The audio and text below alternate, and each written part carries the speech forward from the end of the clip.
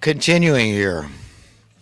Yeah, what they're doing to us, okay, over this immigration thing is a bunch of bull.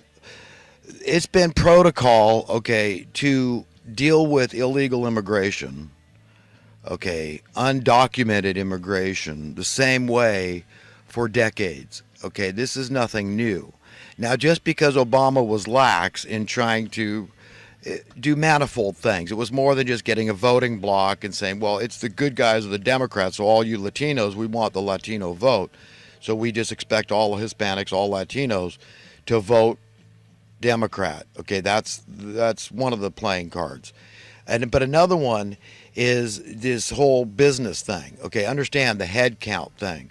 Understand these are money interests that understand, just like Adam Smith, the world's greatest economist that wrote the book The Wealth of Nations, points out, labor is every nation's single greatest asset.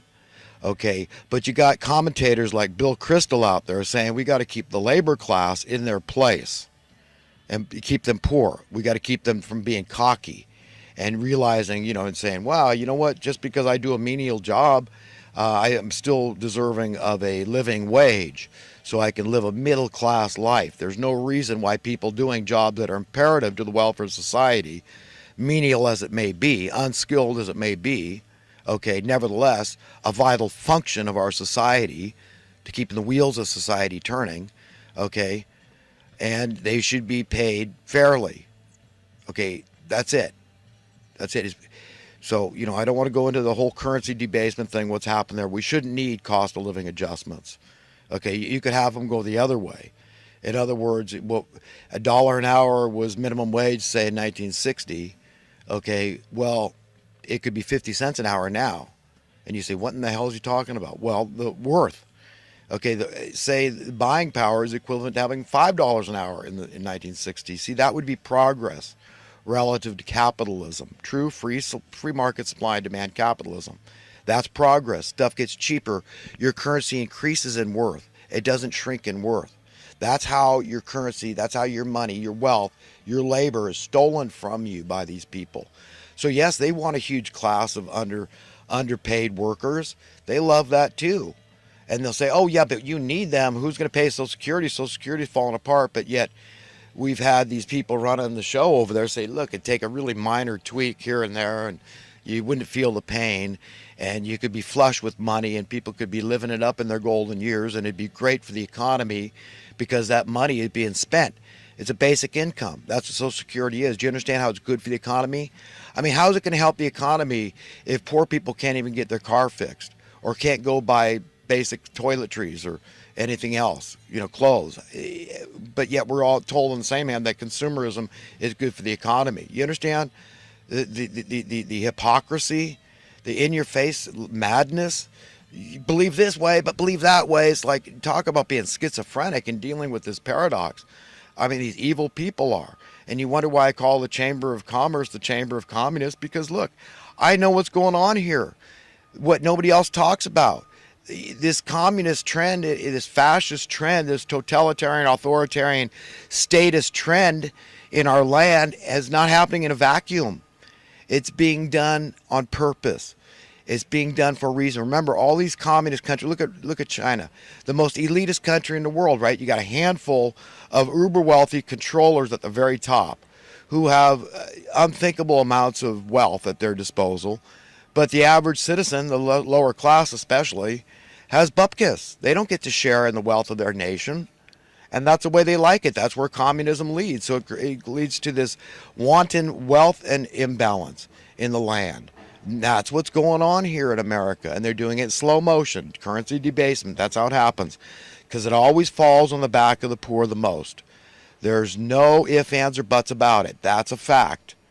That this currency debasement always hits the weakest links. Who are the weakest links? Whoever's weakest economically. Whoever has the least power financially. It's the poor. Okay. Here locally in Chico, they're starting to do these tiny houses. There's a lot of talk being bandied about.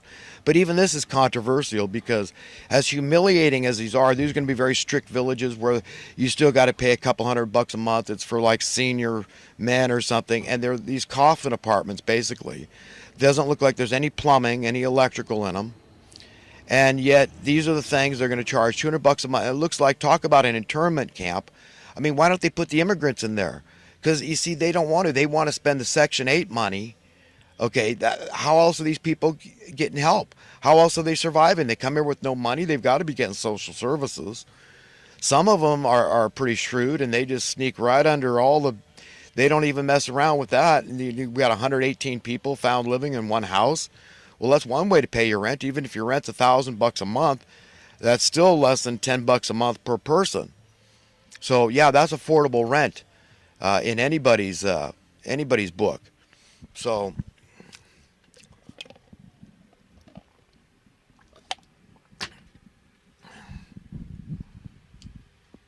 splashed water on my glasses. Every time I cough, my lumbar region hurts. I've got a back support on right now from this injury I sustained last week. It's really been a rough week. I've tried to work through it as best I can, but boy, oh boy, it's been rough.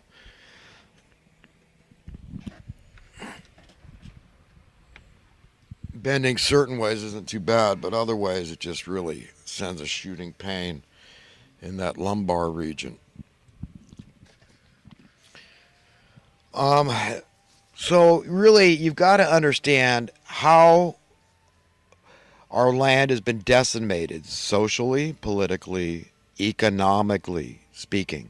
This is how it's happened. This is their plan, and their plan is just like a third world hellhole. So there's no place left on earth. They don't want anybody to have any place left to run. You understand? That's the dream. That's a utopia for these elitist hypocrites at the top that are just telling you the problem is this. Look at this. Focus on this. And don't listen to guys like me. I'm an idiot. I'm an idealist. I'm a pipe dreamer. I'm nonsensical. I'm illogical. I'm not pragmatic. I'm not practical. I lack common sense. I'm radical. I'm insane. I'm crazy. I'm delusional. Okay. I don't know what the hell I'm talking about. I'm a phony. I don't even believe my own stuff. This is what they'll say to you, even if it's not spoken. That's the message about the message that I bring to people. But I'm telling you, I'm none of those things. Rather, I'm just trying to be a good friend to humanity and a friend to God and say, look, get this thing, be empowered with the truth. That in order to be happy, because that's what we all seek, that's what we hunger and thirst for, this righteousness in the land, that in order to be happy, righteousness has to be the rule of the day and prevail in the land. And this isn't it. Okay? And is there hope in sight? What's going on here? I mean, this thing, only if God empowers us. If this is the right time in history, that's when we're going to see changes. So far, I'm not seeing it, folks. I'll be the first one to tell you. If I start seeing the cost of living tax go down, remember, California is ahead of the curve across the country, and by extension, the rest of the planet, the rest of the world. Okay, we're leading the way. We're the guinea pig state. They're testing how far they can push the envelope here to see what people stand. Know what? You can't just keep debasing our currency. Wages, employers don't want to keep paying higher wages, and who can blame them? But everybody's got to get it figured out and be able to talk coherently, cogently, okay, sensibly to other people. And you're not going to hide from the truth. So employers got to say, look, these are the people manipulating markets. Who's driving up the cost of living here? I'm not going to blame my workers. That's like blaming the forest that burned when it didn't light itself on fire. It was artificially done. You're going to blame the forest for not being resilient enough. Well, that's how it is with the weakest links, the weak ones out there, financially weak. Okay, the poor. That's who's paying the ultimate price, the ones dying out in the cold, dying in jails that induces so much of the crime in our land, so many of the suicides, so many of the homicides. Believe me, folks, talk to sociologists. I know what I'm talking about. Okay, we're in it really deep. We need God's help. Without God's help, we're not going anywhere. That's the only way things are going to change for us. We're going to heal this division in our land. And I'm not talking about colluding with the enemy. I'm talking about coming together on common ground for common purposes of happiness that we all have a right to and a duty to seek. Okay, the liberals and the conservatives, the socialists and the capitalists. Okay, The Democrats and the Republicans and everybody in between, men and women, all colors, you're equal, man, in the sight of God. That's what's got to supersede in our precepts and principles that we stick to. We've got to fundamentally understand that and treat others accordingly. You adopt the way God thinks, not the way you want to think, your peers think, group think, or somebody tells you to think, whatever. Okay, the way society trains us to think. They're tinkering with us, manipulating us, toying with us constantly, and how, think this way, focus on this problem only, and that's a non-issue. Don't talk about 9/11. And even though 6 out of 10 of the commissioners that investigated said it's a hoax, the investigation was a hoax. They weren't thorough at all. Don't listen. They won't listen to underwriters, laboratory people. They won't listen to a group of over 2,200 architects and engineers for 9/11 truth that are telling you it's preposterous, the official story about how it happened. Don't pay any attention to that. That's the story. The same thing with the assassination of JFK. Don't talk about that. The bailout of '08. We don't talk about that. Get over it, man. That's history. Let it go. Even though 90% of the people were opposed to that, it's a critical mass, 10%. They have the power. Let them get their way. Just, give it up, man. Don't talk about revisiting that and the implications thereof for the worth of your dollar. The worth of your dollar would go through the roof because it would affect housing. It would affect an essential human need. You'd see housing costs plummet. Okay, if we had the market correction that was due true capitalism. But when I hear all these people want to support the system we've had in place for 55 years, it's been nothing but crony capitalism. And that's what's driving the communism. And why do you think people turn rabid socialists? They just want to abandon. They want to go out there and just be a virtue signaler. So they're working for free out there as a volunteer, not knowing that they're out there at these, they think they're these progressives. They think they're activists. And they're out there, and it's virtually virtue signaling for the most part. They don't know that a lot of these other people involved in these marches and protests are being paid. Okay, who's paying them? Guys like George Soros, these evil genius. These are the ones, man. They're insane. I mean, they just want division. They don't want you to figure out you've got a whole hell of a lot more in common with your fellow American, and by extension your fellow human being, okay, than you do out of common. Okay, and yes, I care about everybody around the world, and we've got to care about the conditions in these foreign lands. If these people can't police the gangs, I mean, do we want that happening in America? Should you accept that here and just say, well, no, you should just leave your home and give it to the gangs and just migrate to Canada or something? But the gangs are out of control. The police can't do anything about it, and we don't want any intervention from some government that has their gang warfare under control and doesn't allow them to intimidate and terrorize the citizens. I mean, come on, that's not fair. That's not reasonable. That's hypocritical.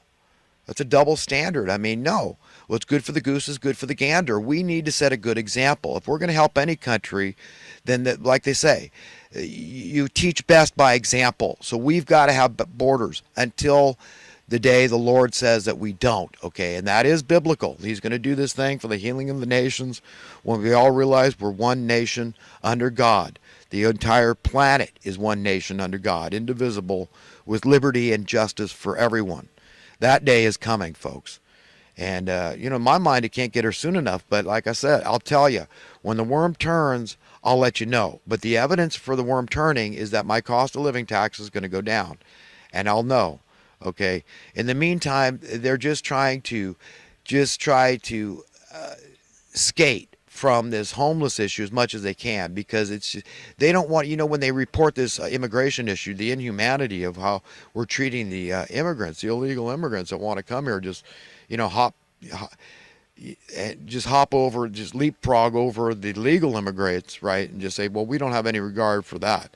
We don't have any regard for the laws of America, but this is where we want to come and set up camp and set up our homes and be a part of America, but we don't have regard for their laws, their borders. I mean, do you understand? On its face, it's madness, but you don't see the mainstream media. Let's have some focus on the homeless existing here and how we're neglecting the needs of our own desperate people, because at the end of the day, that's what they have in common. We've got desperate people. We've got children that are homeless, native children. I mean, people born in America. Okay, you're native somewhere. If you're born in America, you're Native American. You may not be a native Indian American, but be clear, you are a Native American. And we're neglecting the needs of our Native American children, okay, and their parents got all these problems that are induced from desperate poverty. And we're not going to put any attention and focus on that and say, what are we doing? What are we doing to pay off the national debt? How is that getting paid? Do we ever wonder how that's being